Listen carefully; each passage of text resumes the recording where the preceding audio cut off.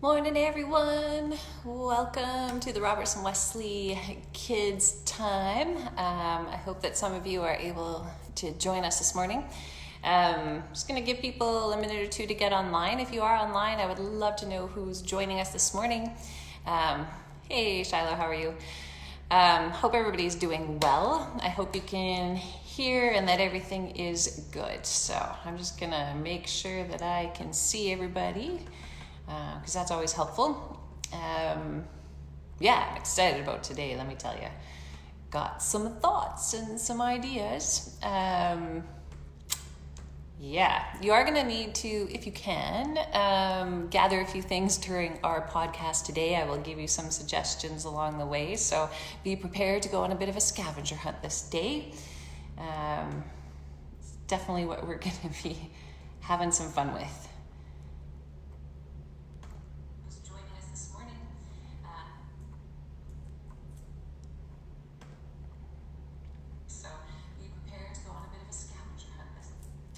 All right, so this is a fun day to get started. Hi, Shiloh. Yes, I am well today. So far, so good. I had my tea this morning, had a nice shower. I'm trying to stick with routine, as I hope you are all doing as well. So today, for your great pleasure, we are going to start by talking about Lent again. Now, a couple days ago, we talked a little bit about how Lent is a liturgical season, which means it's a season of the church. In particular, this one has the color purple associated with it. Now, the question for today is, how long does the season of Lent last? How long do you think the season of Lent lasts? 1 day, 5 days, 10 days. It's kind of like being isolated from each other and at home. How long is this going to last? Well, it turns out that the season of Lent lasts for 40 days and 40 nights. And so during this season of Lent, we hear stories about Jesus' ministry on earth. That's because Jesus was a minister just like me, but even better. In fact, taught me how to be a minister, taught the disciples how to be ministers, taught every single person how to be ministers, because in the United Church of Canada, we believe in the priesthood of all, which means that each one of us is a minister to each other. And so we all have a role to play, and today we're going to learn from each other in a slightly different way. One of the things we sometimes think is that, like school, our faith journey ends when we hit grade 12 or when we become an adult or when we get confirmed, but that is not the case. Our faith journey is something that continues on day after day for our entire life, because there is always something we can learn about what we believe, who we are, who Jesus is, how the Spirit is at work in this world. And there's a lot of practices that we need to keep practicing in our life together. So I hope that you've learned a little something and are ready to go on a journey with me this morning. All right. So I want to tell you a story today. And the story happened when Jesus was walking with his disciples, and they would go on these long journeys from village to village to village. And as they were on these journeys, when they got to the village, after some time, people started to hear about the things Jesus was doing. And so this great crowd would gather, which of course we're not supposed to do right now, so we're gathering online instead. But just imagine that Jesus was there with his disciples, with lots and lots of people gathered around. And he would sit down and he would tell them parables. Do you know what a parable is? Well, a parable is a simple short story that teaches us a moral or spiritual lesson. And so today I'm going to tell you a story that will also teach us a spiritual lesson today that I think is really important in this time together. So in order to do this, I need a little more action. Don't fall over. Don't fall over. All right, it's gonna stay. All right, here we go. So one day, Jesus was sitting amongst this crowd of people, And he told them a story that said, and actually this is very appropriate considering my phone is not staying where it's supposed to. There we go. All right, here it is. There once was a foolish person. Now this foolish person happened to build a house. Now there was also a very wise person. Now this wise person built their house on a rock. When they built the house on a rock, the rain came, it fell, floods came, the wind blew and it battered at the house, but the house didn't fall down. On the other hand, the foolish person, they didn't build their house on a rock. What they built their house on was sand. Now, building your house on sand is a bad idea because when the winds come and the rains and the floods all happened, it beat on the house and the house fell down. And so Jesus asked the crowd, well, which was the wisest one and why do you think they were wise? People had a lot of conversation about this. I mean, there's a lot of people that love to build houses by sand because it's so pretty and we can see the ocean and everything else. But building your house on a rock is very important. Now, often in Jesus' parables, the disciples would wonder, well, okay, yeah, sure, a wise person on a rock, things don't fall down. Foolish person on the sand, things do fall down. But what does it mean, Jesus? What does it mean for us? Well, this parable reminds us today that we need to build our faith on something that is really strong, on a rock. So what is that strong foundation that we're going to build our faith on?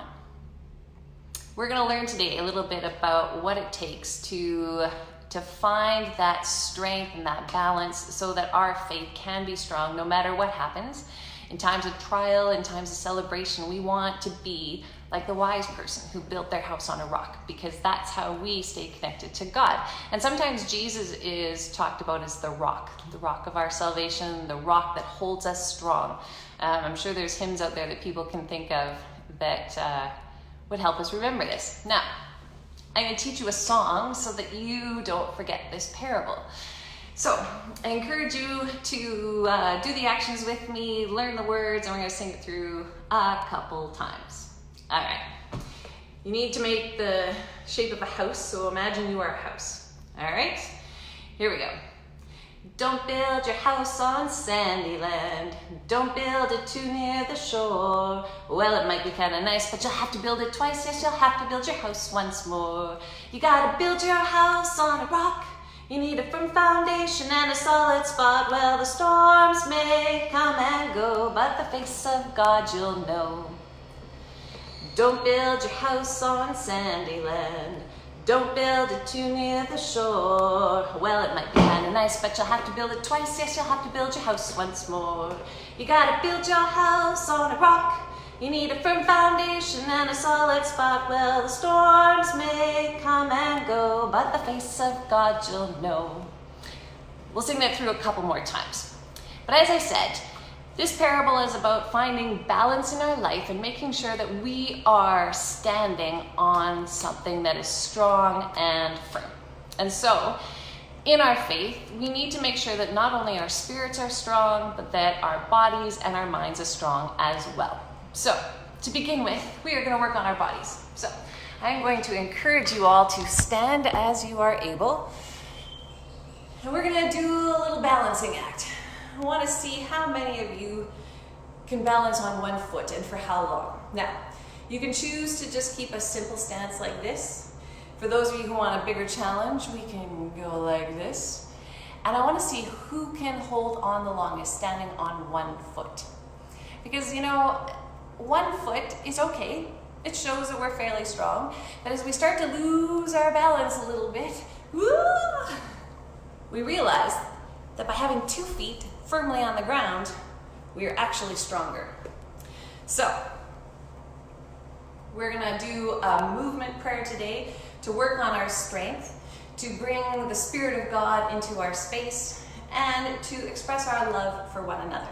And you can do this from your chair as well, but I encourage you to find some space, Prepare yourselves with a nice deep breath and release it. Relax those shoulders, make sure those feet are firmly planted. Wiggle around until you are absolutely strong and firm. All right, we're gonna gather up the spirit from amongst us. So we're gonna dig deep for the spirit, pull it all the way up, and let the love of God spill out over top of you and down to the ground. And do that again. Scoop up all of that spiritual energy, the love and joy that God presents us, and allow it to flow over you and down, right down to your toes, reminding us that we stand on sacred ground with God and Jesus. Now that we are in a strong space, I'm going to invite you to bring your hands together, and we are going to rub them vigorously. Heat up your hands, make them all nice and toasty. Clap, and now move them around you and feel the tingling in your hands, the warmth being spread out to the world around us. Remember to take a deep breath as you do this. Let's do that one more time. Bring your hands together, rub vigorously, heat them up, heat them up, heat them up. Clap, and go the other way. Spread that love. Feel the tingling spreading out to everyone in the world. And then scoop some more energy again. Fill your spirits, your body, and your mind with love all around you, knowing that we are not alone. I don't know about you, but I feel a little bit better moving today because I've been sitting around a lot. All right, here's the challenge. I need you to find a deck of cards. We are going to expand our minds today, so find a deck of cards in your house. It's very important that you do, because I have an activity for you. So find some cards. This is something that I used to do all the time with my grandparents. And I wanted to do it as an experiment around building our houses. And these will be card houses. So find your cards. Please, everyone, let's have some fun. This is an activity that you can do anywhere in your house. You might want to try different surfaces. I spent a lot of time this morning trying different ones to see which one would work well. But we are going to make a house of cards. Now, there are several ways to do this. Some people prefer the 2-card method and some prefer the 4-card method. So, 2-card method is you make little tents. This is not my preferred method, but a little tent. Okay. This takes concentration and strength, balance, and calm breathing. You gotta get the angle just right. And this is not working. Yeah. All right, 2-card method doesn't work for me, so I'm gonna move into the 4-card method because I find it slightly easier. So we're gonna make a little house, a nice square house. So we put 2 cards together so that they stand up.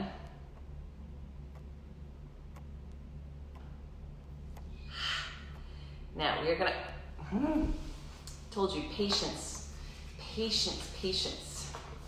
All right, I hope you found, just like that. You see, sometimes you just gotta go for it. Hope that it holds together strongly.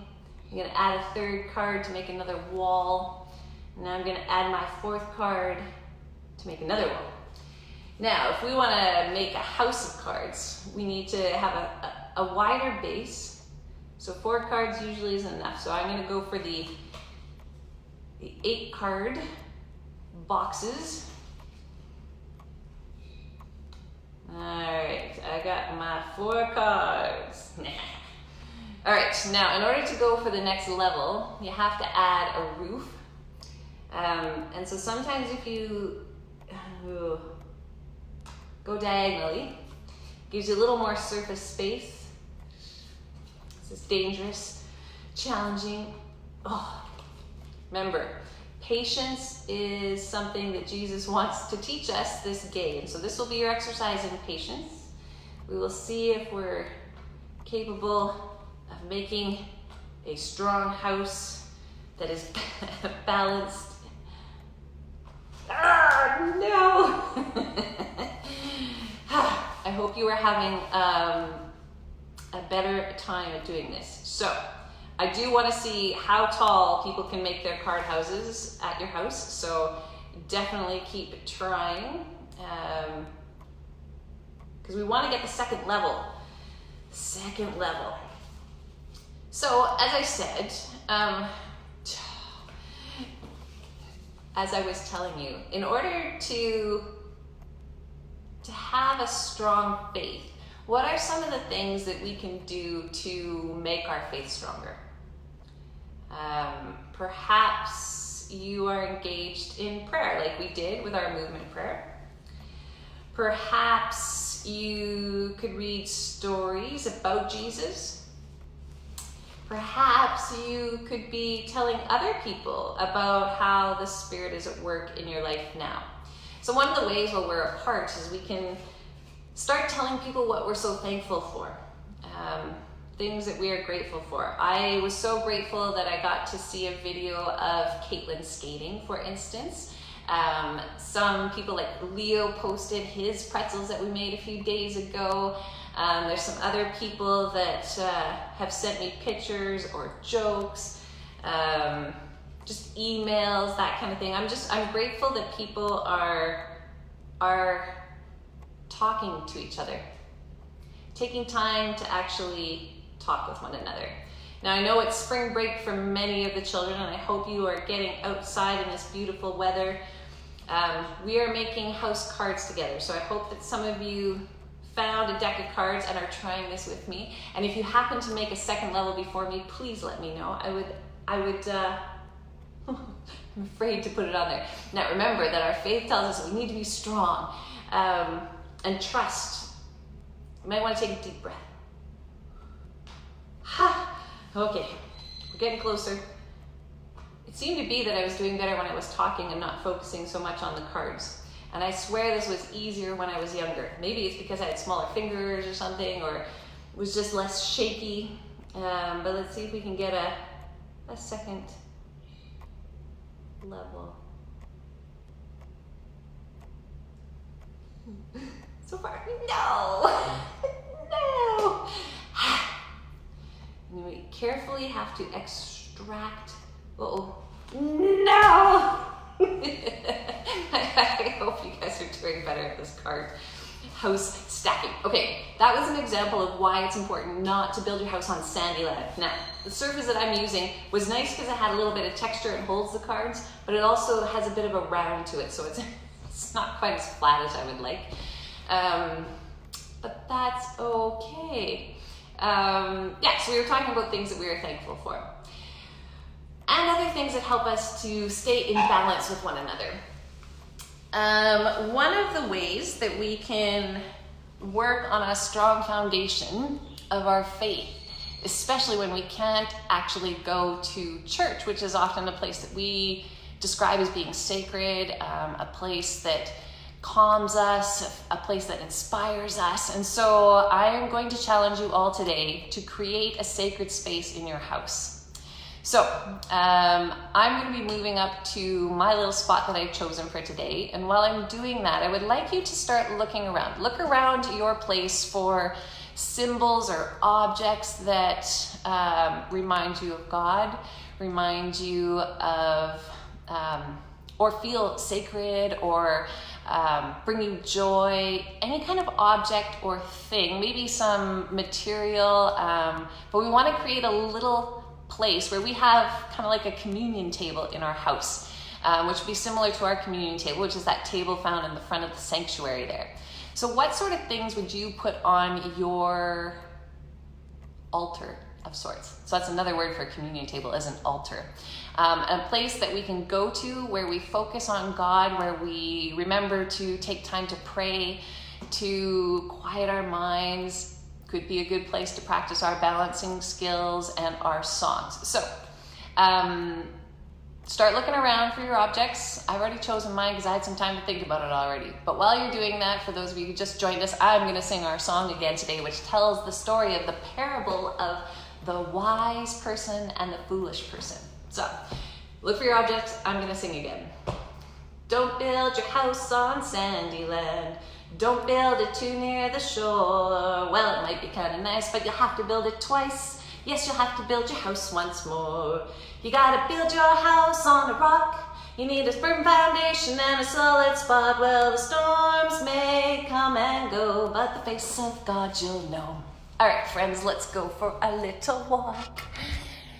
Where is a sacred place in your house that makes you feel connected with the Spirit, reminds you of the importance of prayer, which is part of what makes a strong foundation for our faith? What are the things that you need to remind you that God is present, that the Holy Spirit is with you? You can be as creative as you want. Think about pictures. Maybe you have a picture of your spiritual friend, which we've been talking about during this Lenten time as well. So, we've come now to my study, which is where I'm spending a lot of my time these days. And I'm going to try and situate you so that we don't fall down and so that we can see what's going on here. All right. So, I like sitting on the ground. So I found myself some good old moving boxes that are full of things that I haven't unpacked yet. But you know what? I don't feel like unpacking them right now. So I'm going to leave them as boxes. And I'm going to turn this into my sacred space. So I found cloth. It's really just an old bed sheet, but it will work. And I'm going to place it over top of my moving boxes so that you don't think they're boxes anymore. Oh. All right. How's that?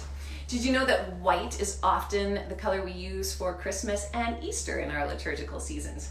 Now, I didn't have a purple cloth. I would have used a purple cloth to symbolize Lent, but I have a royal blue cloth, and this is something that was given to me by a very special friend, and I've been wondering where and when I should use it. And so this to me seems like the perfect opportunity to kind of create a bit more of an altar.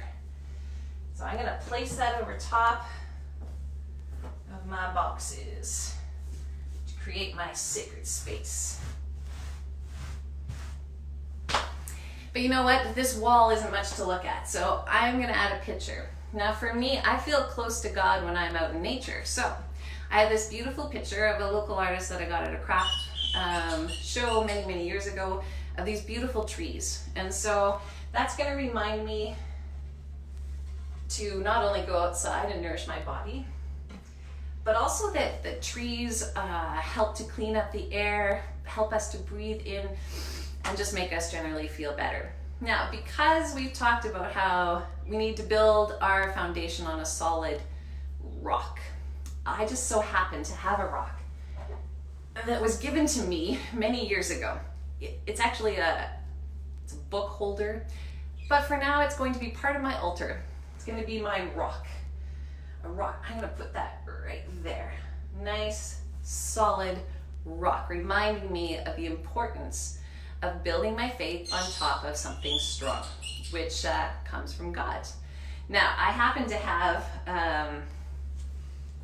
a candle that was given to me by a youth that has kind of a sunset and beautiful nature kind of scene. And so I think I'm going to use that as well as a way to focus my mind.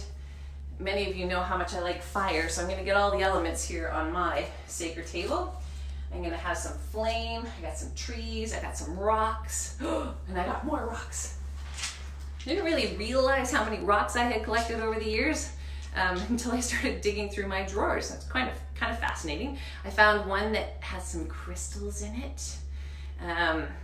Another one, so these are geodes. But then look at all of these other fun rocks. I even have a rock that has a bear on it.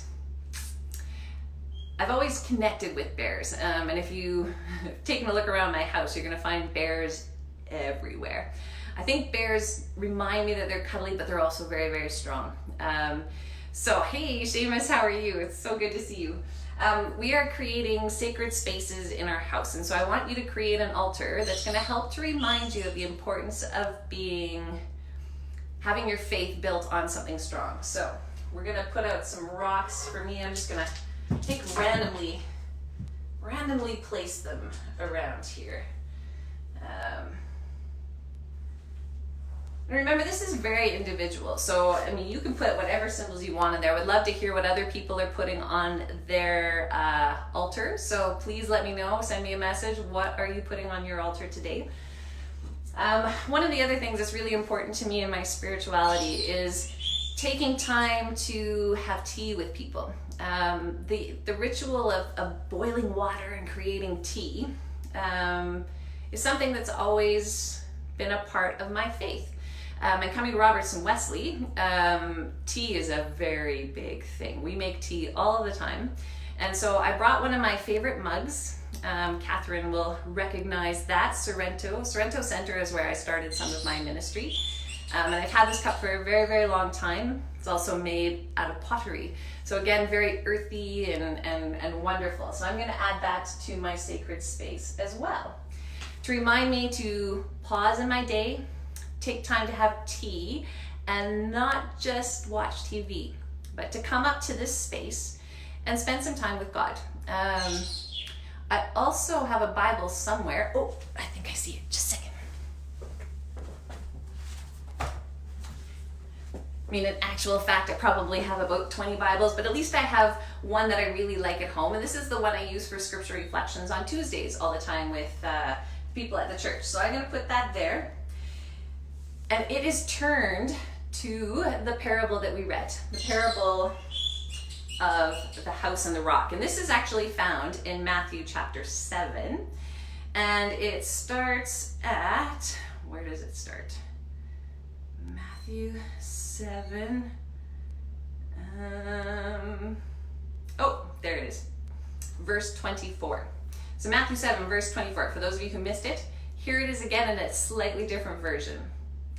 Everyone who hears these words of mine and acts on them will be like a wise person who built their house on a rock. The rain fell, the floods came, and the winds blew and beat on the house, but it did not fall, because it had been founded on rock. And everyone who hears these words of mine and does not act on them will be like a foolish person who built their house on sand.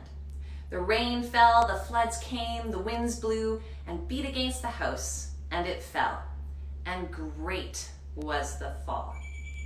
Now, when Jesus had finished these sayings, the crowds were astounded at his teaching, for he had taught them as one having authority and not as their scribes. So when Jesus told this story to everybody, they were impressed.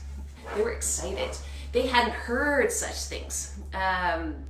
So we can learn a lot of stuff in the Bible. And so the one we learned today is the importance of building something on a strong foundation, something that's really solid. So I built mine on some moving boxes full of things. What did you build your altar on? I would love to hear from you. I know there's a bunch of you out there watching. So what did you build your altar on? What are the symbols on your altar? Please tell me. I would love to know. You've heard all of mine, so it's your turn. What have you put on your altar? Or what would you put on your altar if you haven't found it yet? At least give me one idea. What would you put on your altar? Remember, we were learning patience when we were trying to do our card houses today. So I am a very patient person, and I will wait to hear from you and hear what some of your ideas are. And if you aren't able to comment, say you're on our website and aren't on Facebook, feel free to send me an email. Let me know what you're learning, where you are on your faith journey, what questions you have. If there's any stories that you would like to hear about, feel free to email me and let me know. It's always good to have other inspiration as well, because we do learn from each other, because as I said before, we are all ministers. That's the role of a disciple, is to go out and be ministers to other people. And remember that God and Jesus call all of us. Doesn't matter if you were a fisherman or a student, maybe you were a police officer, maybe you help other people in different ways. We are all ministers in so many ways. And so we need to learn from each other and hold each other strong.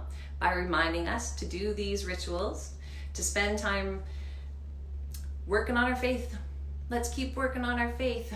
I had this one lady who was much older than me who taught me a lot about the importance of reaching out and reading the scriptures together, and it made such a difference in my life. So I'm hoping that you will be doing that too. Now, when you have your altar together, I want you to think about one sentence prayer. What is one sentence that you could say today to share what it is you've learned and how your faith has grown stronger? So let's unite our hearts in prayer. Let's pray. And sometimes it's easier to focus on your altar if you'd like. I'm going to focus on all of you today. So let's pray. God, you are our strength and our rock, and we are grateful that we stand with each other and with you, and together we are made strong, even though we are not physically together.